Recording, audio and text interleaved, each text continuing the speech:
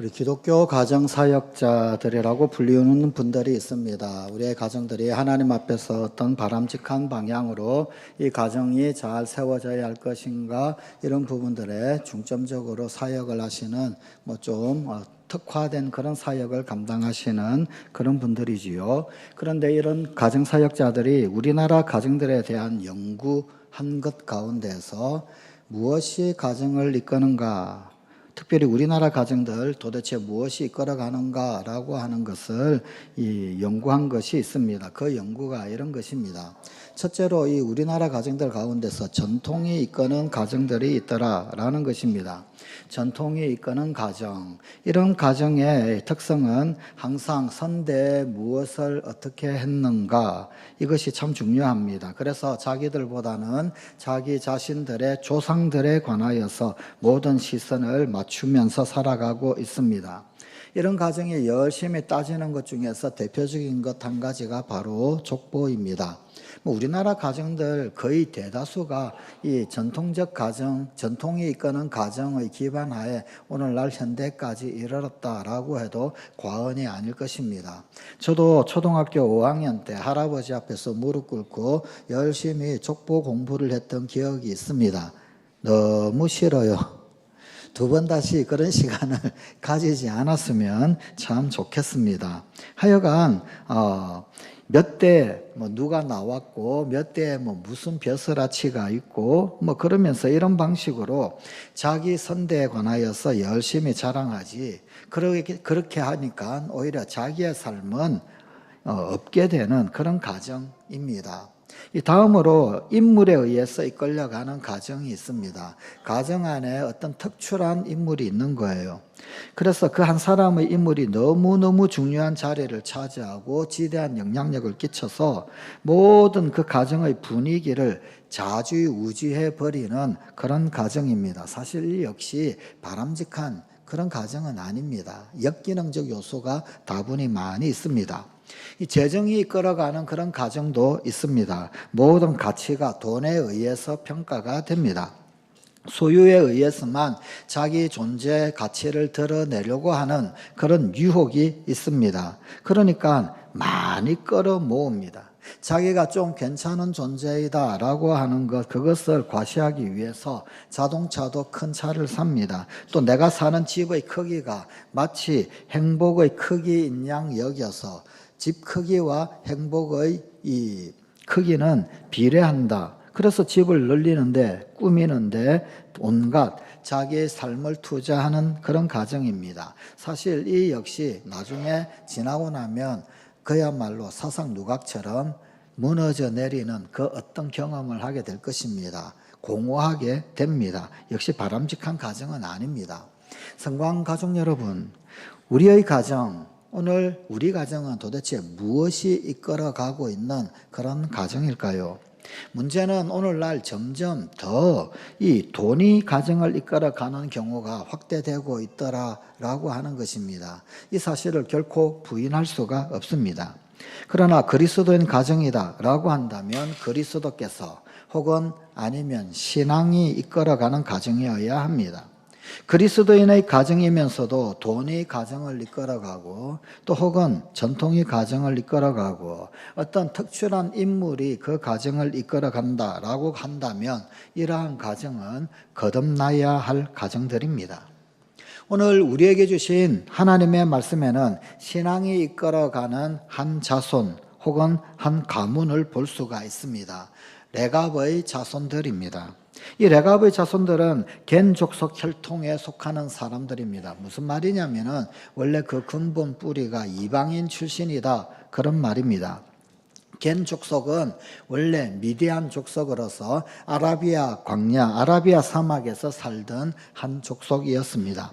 이 겐 족속이 유다 족속들과 함께 어울려서 살게 되었습니다. 그 연유는 이 모세가 출애굽 시절에 애굽 사람들을 쳐 죽이고 미디안 광야로 도망을 가지요. 그런데 모세가 그 미디안 광야 가운데서 겐 족속의 제사장인 이드로의 사위가 됩니다.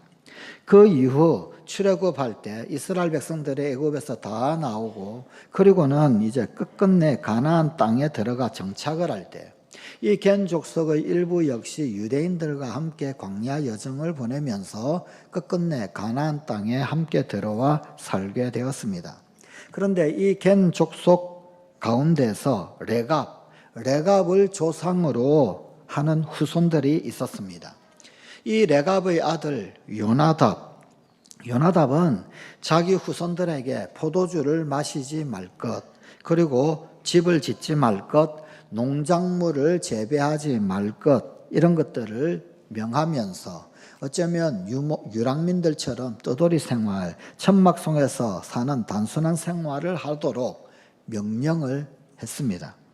어느 날 하나님께서 예레미야에게 이 레갑 족속 사람들을 성전의 한 방으로 불러 모아라, 초대를 하라 라고 명을 하십니다. 그러면서 그 성전의 한 방에 모인 레갑 족속들에게 포도주를 마시게 해보라 라고 명령하십니다. 이래 예레미야의 초대대로 레갑 족속들이 성전의 한 방에 다 불러 모아 앉았습니다.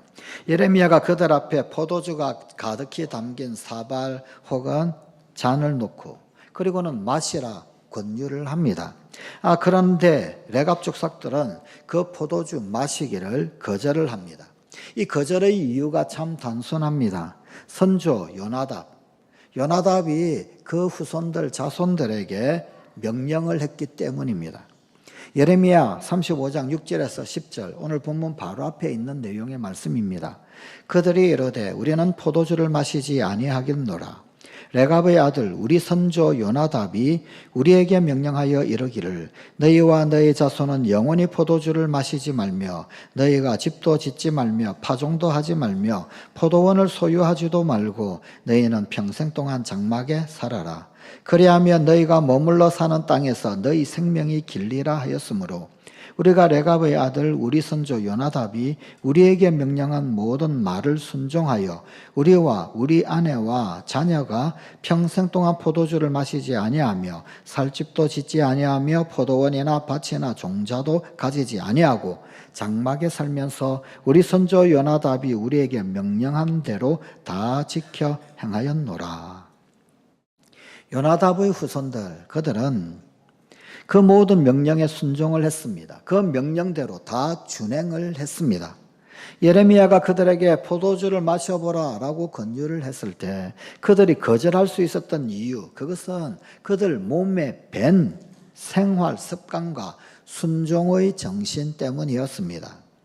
이 레갑의 후손들, 그들은 오늘날 우리의 가정들에게 아주 강력하게 도전하는 것이 있습니다. 도대체 가정 가운데 무엇이 이끌어가야 하는가? 강력하게 도전하는 것이 있었더라. 그 첫째는 이 레갑 사람의 가문에게 있어서 존재의 목적은 신앙이었다라고 하는 것입니다. 요나답은 자기 후손들에게 세 가지를 금했는데 그 중에 첫 번째가 포도주를 마시지 말라라는 것이었습니다. 구약시대에 있어서 이 포도주, 특별히 근동지역 또한 이 가나안 땅 가운데 포도주는 오늘날 누구나 마실 수 있는 음료수처럼 여겨지는 것이 바로 이 포도주였습니다. 유럽 가운데도 물이 좋지 않은 땅 혹은 아니면 석회질의 어떤 그런 성분이 함유된 물이 나오는 그런 곳에서는 맥주를 음료처럼 물 대신 음료처럼 그렇게 마시지 않습니까? 이 가나안 땅은 포도주가 바로 그런 역할을 했던 것이었습니다. 또한 이 포도주는 잔치에 결코 빠질 수 없는 음식 중 한 가지가 바로 이 포도주였습니다. 우리나라도 그렇지 않습니까? 호남 지역에 가면 잔치상에 반드시 나오는 음식이 있지요. 홍어. 그죠? 영남 지역에도 가게 되면은 잔치상에 늘 나오는 음식이 있어요. 문어. 그죠? 그와 마찬가지로 이 근동 지역 그리고 또한 이 팔레스타인 가나안 지역 가운데서 이 포도주가 잔치 가운데 늘 나와야 합니다. 그러니까 예수님께서 갈릴리 가나 혼인 잔치 가운데서 물이 포도주로 변하는 그런 어떤 이적도 행하시곤 하지 않았습니까? 잔치 가운데 빠지지 않는 것이 또한 포도주였습니다. 그런 면 가운데서 본다면 이 포도주를 마시지 않는다 라고 하는 것, 그것은 나 자신의 즐거움을 중단하는 것입니다. 뿐만 아니라 사회적인 교제의 단절까지도 감수를 하는 것입니다. 뭐 오늘날 우리 사회 역시 마찬가지, 우리 그리스도인들이 술을 마시지 않는다. 그러면은 사회적인 어떤 교제의 부분에 있어서 굉장히 한계가 많이 있는 경우 많지 않습니까? 그와 비슷한 거예요.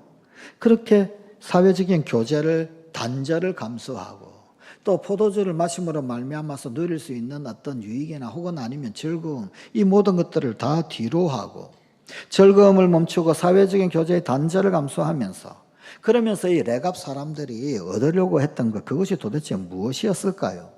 바로 하나님 앞에 나아가려는 마음과 행동입니다. 세상과 나는 뒤로 하고 하나님 앞에 바로 서고자 하는 그 열망을 드러내는 것입니다. 포도주는 술 취하게 할 수 있었고, 그래서 하나님 앞에서 자기 자신을 잃어버리게 할 수 있었습니다. 위대한 믿음의 사람이었던 노아, 그런데 그 노아마저도 포도주 때문에 큰 실수를 하지 않았습니까? 그러기에 요나답은 자기의 후손들이 죄악에 빠지지 않도록, 그리고 정결하고 깊은 영성의 자리로 나아가기를 원하면서 포도주를 금하였던 것입니다. 더더욱 포도주를 마시지 않는 것은 나실인 서원 가운데 하나였어요. 나실인들이 포도주를 마시지 않는다라고 서원을 하면서 하나님 앞에 바른 정신, 하나님 앞에 정결한 마음으로 그렇게 하나님 쓰시는 그런 사역자로, 일꾼으로 쓰임받기를 원했던 서원의 의미가 있었던 것이 바로 이 포도주를 마시지 않는 것이었습니다. 요나답은 또한 두 번째로 집을 짓지 말라, 그런 명령을 했습니다. 집을 짓지 말라라고 하는 것, 이것은 소유욕에 얽매이지 말라라고 하는 의미가 담겨 있습니다. 사람들에게는 더 크고 좋은 것을 소유하고자 하는 욕망이 있습니다. 그러나 성경은 재물과 하나님을 겸하여 섬길 수 없다라고 경고를 하고 있습니다. 요나답은 후손들에게 집을 짓지 말라라고 명령을 하면서 소유로 인하여서 하나님을 떠나는 일이 없도록 미리부터 차단을 시켰던 것입니다. 또한 요나답은 농작물을 재배하지 말라고 명령을 했어요. 농사를 짓게 된다. 그러면은 여러분, 당시 농사를 지으면서 살아가던 이 가나안 사람들과 사귀게 될 것입니다. 사실 이스라엘 백성들이 출애굽하고 광야 40년을 지나고 그러고 난 다음에 드디어 약속의 땅 가나안 땅에 들어갑니다. 그런데 이 가나안 땅은 농경 문화예요. 여기에서는 농사를 짓고 살아야 합니다. 그런데 이 가나안에 들어온 이스라엘 사람들은 농사 지을 줄을 몰라요. 농사 없이 살아왔지 않습니까? 그러면 농사 어떻게 지어야 하나? 먼저 농사를 지었던 사람들에게 물어볼 수밖에 없습니다. 가나안 사람들이 가르쳐 주기를, 농사는 하늘에서 비를 내리는 신, 씨를 내리는 신 바알, 그 바알의 씨 내림으로 말미암아서 대지의 신, 수확의 신, 소출의 신 아세라가 풍성한 소출을 내게 만드는 거다. 그러니까 농사 지으려면 바알에게 잘 물어보아야 하고 아세라에게 잘 빌어야 하고 그 과정 가운데서 농사를 잘 지을 수 있게 된다라는 거예요. 그런 가나안 사람들의 안내, 그리고 그들과 교류함으로 말미암아서 자연스럽게 바알 신앙 그리고 아세라 신앙에 물들게 되어 있더라라는 것입니다. 농사는 결국은 풍요의 신, 폭풍우의 신 바알, 그 바알, 이 바알은 농경 문화의 아주 중요한 그런 신이었고, 소출의 신 역시 수확의 신, 풍요의 신 아세라 역시 중요한 신이었고, 그러니까 이로부터 자유로울 수 없게 되는, 그와 교류할 수밖에 없게 되는 그런 현상이 있었던 겁니다. 요나답은 자기의 후손들이 우상에 빠지는 일이 생기지 않도록 미리부터 그 환경을 거절하도록 명령을 한 것이었습니다. 결국 이 레갑 사람의 가문은 신앙이 이끌어가는 사람들이었습니다.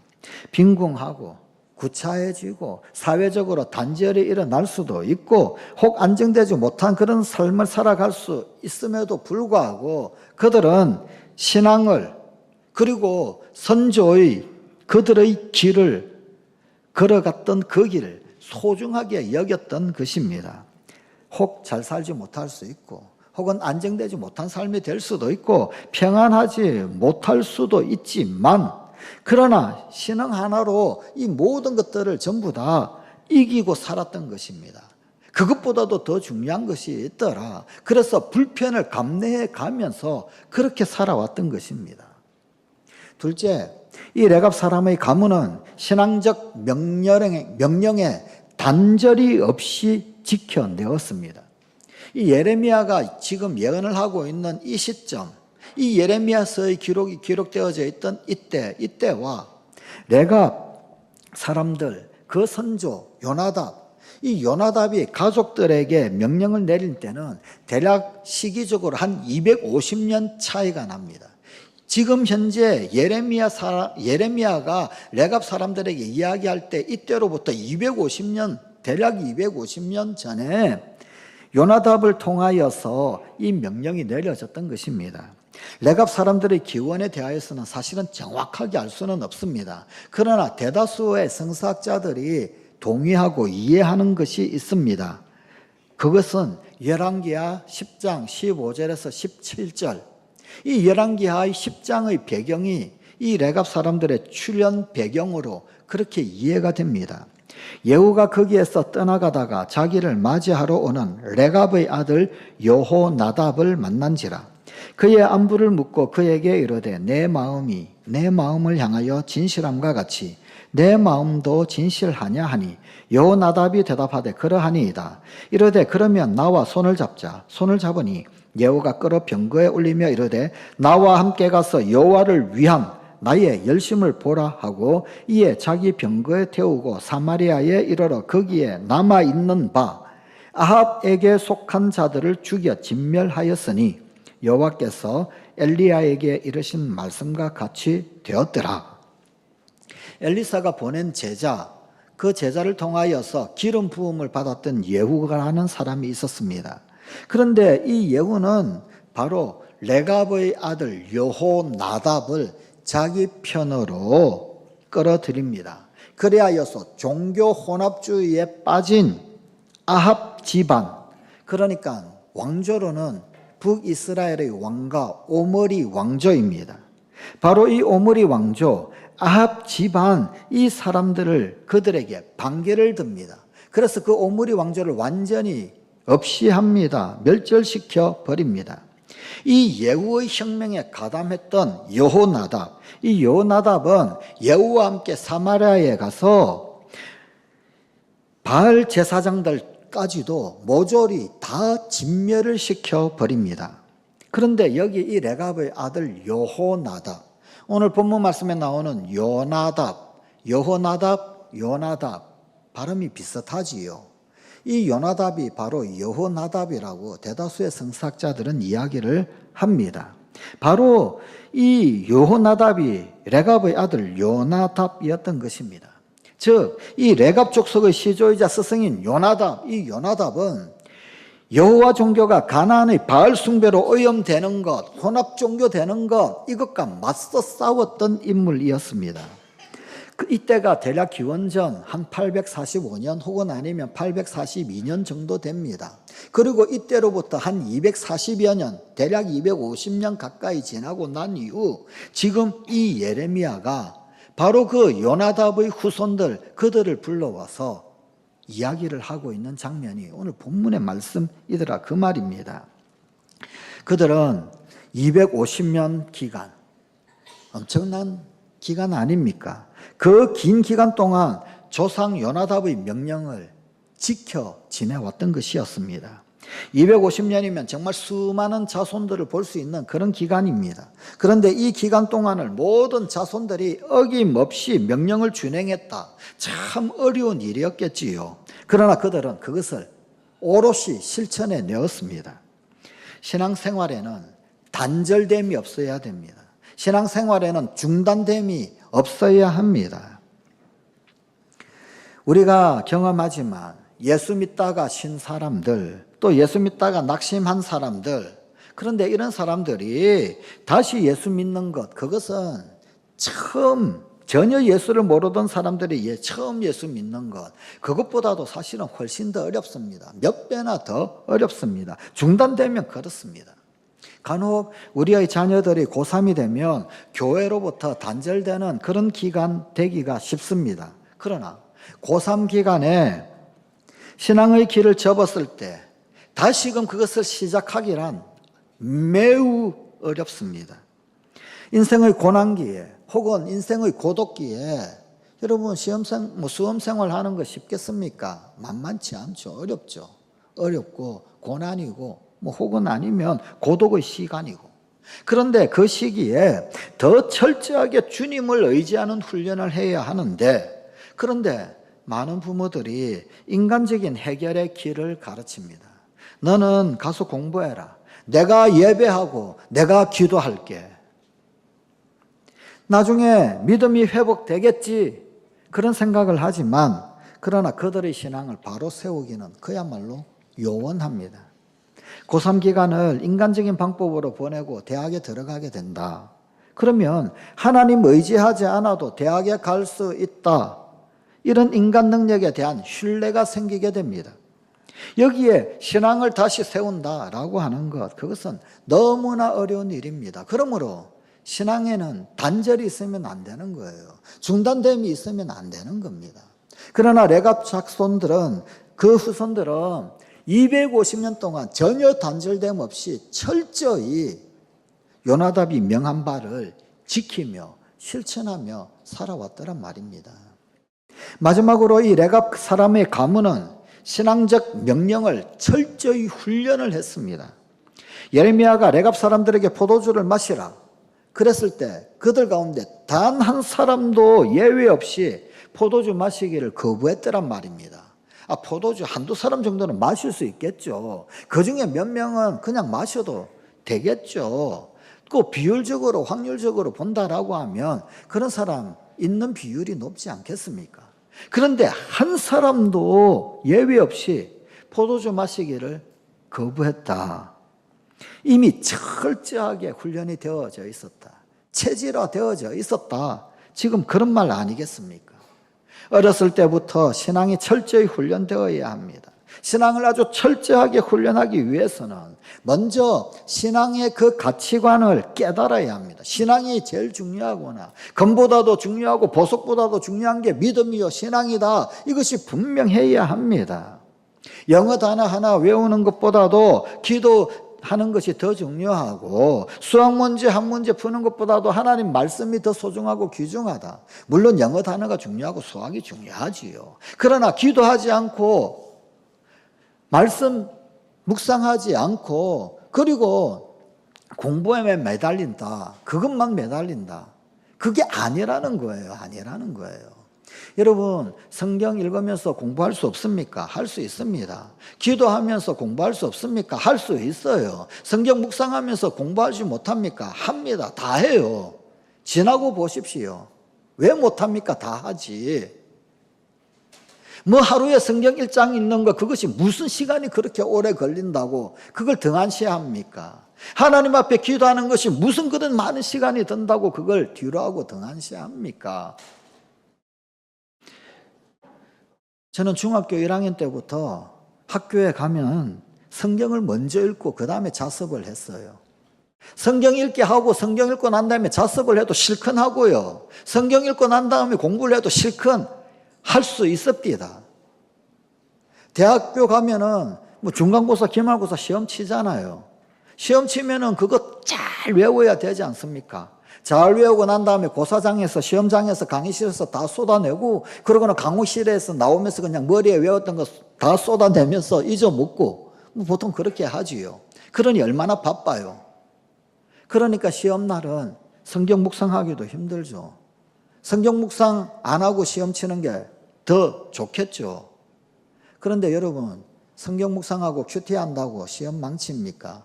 큐티한다고 시험 못 칩니까? 다 쳐요. 다 쳐져요. 큐티하고 난 다음에 고사장 들어가서 시험 치나, 그 시간에 큐티 안 하고 조금 더 외워가지고 시험 치나 별반 차이 없습니다. 다 하더란 말입니다. 성경 읽고 공부 다 되고요. 기도하면서 공부 다 됩니다. 왜 안 됩니까? 되지.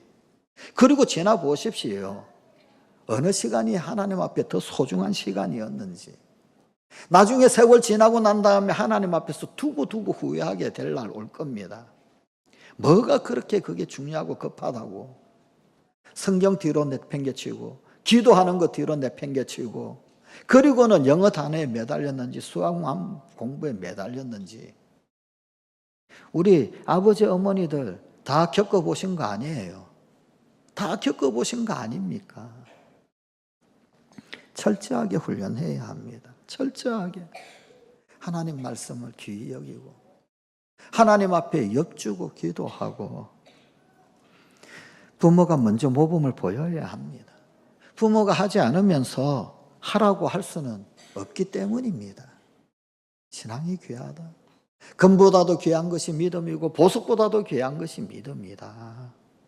철저히 훈련했던, 그러니 한 사람도 예외 없이 따랐던 그 요나답의 후손들이었습니다. 신앙의 명령에 대해서 잘 준행하고 순종하던 이 레갑 사람의 가문에게 하나님께서 엄청난 축복을 내리셨습니다. 본문 19절 말씀입니다. 레갑의 아들 요나답에게 내 앞에 설 사람이 영영이 끊어지지 아니하리라. 여기 내 앞에 설 사람이라고 하는 표현, 이 표현이 우리의 시선을 끕니다. 하나님 앞에 선다, 여호와 앞에 선다라고 하는 것은 일종의 관용적 표현으로서 제의적 표현입니다. 즉 여호와께 예배를 드린다 혹은 성전에서 제사장으로 일한다라고 하는 것을 의미하는 말입니다. 신명기 4장 10절입니다. 내가 호렙산에서 내 하나님 여호와 앞에 섰던 날에. 신명기 10장 8절입니다. 그때 여호와께서 레위 지파를 구별하여 여호와의 언약궤를 매게 하며 여호와 앞에 서서 그를 섬기며. 레갑 자손은 비록 왕실 가족도 아니었고 또 장인들도 아니었습니다. 어떤 특출한 재주를 가지고 있는 사람들도 아니었습니다. 그들은 유목민들 출신이었습니다. 떠돌이라는 거예요. 유랑민이라는 말입니다. 그러나 바벨론 포로로 잡혀갔다가 다시금 바벨론 포로에서 귀양하는 그 대열에 당당히 이 레갑 사람들은 포함되어졌습니다. 다시 돌아오는 은혜를 누렸습니다. 느헤미야 3장 14절입니다. 분문은 벤학게렘 지방을 다스리는 레갑의 아들 말기야가 중수하여 문을 세우며 문짝을 달고 잠을 세워 빗장을 갖추었고. 레갑의 아들 말기야, 여기에서 레갑의 아들이라고 하는 표현은 레갑의 후손 말기야, 그런 뜻입니다. 여호와의 축복과 같이 이 레갑 자손, 그들은 바벨론 포로 생활에서 돌아와서 예루살렘을 재건하는, 예루살렘 성벽을 건축하는 이 놀라운 일들에 쓰임 받았어요. 예루살렘 성벽 분문을 세우는 일을 감당을 합니다. 거기에 들어가는 모든 필요한 것들 다 갖추는 일에 쓰임을 받습니다. 예루살렘 성벽을 재건한다. 이것은 어떤 상징성이 있느냐면 하나님 백성 공동체가 재건되는 상징성이 있는 거예요. 야훼 신앙 공동체가 재건되는 그 상징성이 있는 사업이었습니다. 그 일에 이 레갑 가문의 사람들이 쓰임 받았다. 그는 여호와의 공동체 일원이라는 거예요. 당당한 그 공동체의 주인공이더라, 그 말입니다.